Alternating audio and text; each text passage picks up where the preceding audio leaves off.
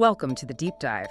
Today, we are jumping right into the transcript of Tesla's recent 2025 Annual Shareholder Meeting. And it was quite a meeting. It really was. Our mission here is to distill the key takeaways, and they really fall into two big themes.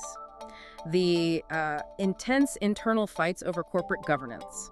And on the other hand, this incredibly ambitious, almost science fiction vision for the future. Exactly. And that vision starts with a whole new mission statement, right? It does. They're moving beyond just accelerating sustainable energy.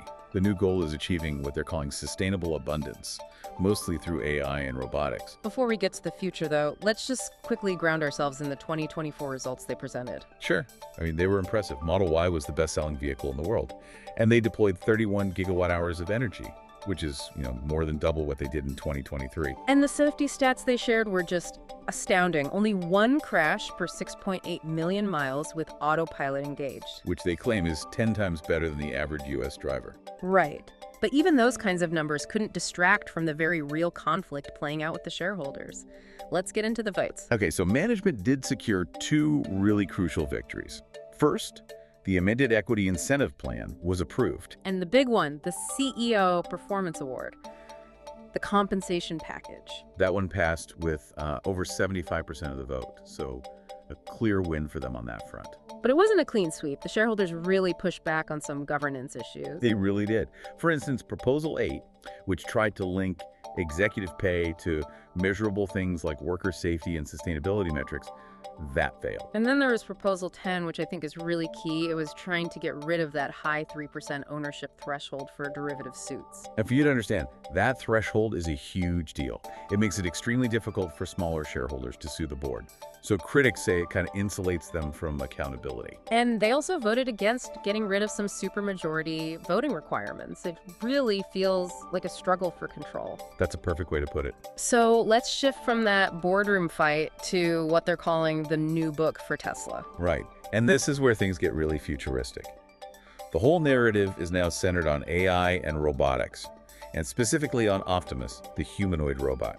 The scale of ambition they laid out here is, frankly, staggering. It is. They called Optimus potentially the biggest product of all time by far. They're talking about eventually making 100 million of them a year, maybe even a billion. A billion.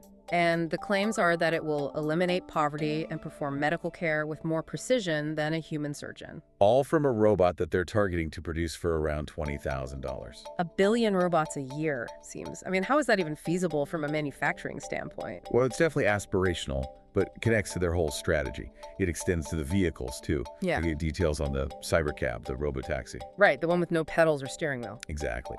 Production is supposed to start next year, and they're aiming for an eventual manufacturing cycle time of just 5 to 10 seconds per vehicle. It's just so hard to wrap your head around that. And they were pretty clear on what the limiting factors are for all this growth. Yep, two things: chips and electricity, which is why they introduced their own new chip, the AI5. Which is supposed to be super power efficient and optimized for their specific AI stack. The demand for it is so huge, they even floated the idea of building a Tesla Terafab, a gigantic chip factory, just for themselves. And of course the software side, the full self-driving update. Pushing toward version 14.3, where the goal is you can pretty much fall asleep and wake up at your destination. So when you put it all together, what does this all mean for you? On one hand, Tesla got the crucial compensation approvals it needed to chase this extreme vision. But on the other, it had to fight off this very real resistance from shareholders who want more accountability, more control. The tension, it feels like the core takeaway, doesn't it? This fight between corporate control and this completely unfettered technological ambition. Yeah, and it's happening while they're projecting a future where AI and robotics could multiply the global economy by a factor of 10 or even 100. Which leaves you with a really provocative thought. If a single company gets the power to drive that kind of exponential economic growth, does the classic structure of corporate governance, these fights over voting rules and lawsuits, even matter anymore? Or are we just along for the ride, whatever the risks of that ambition might be?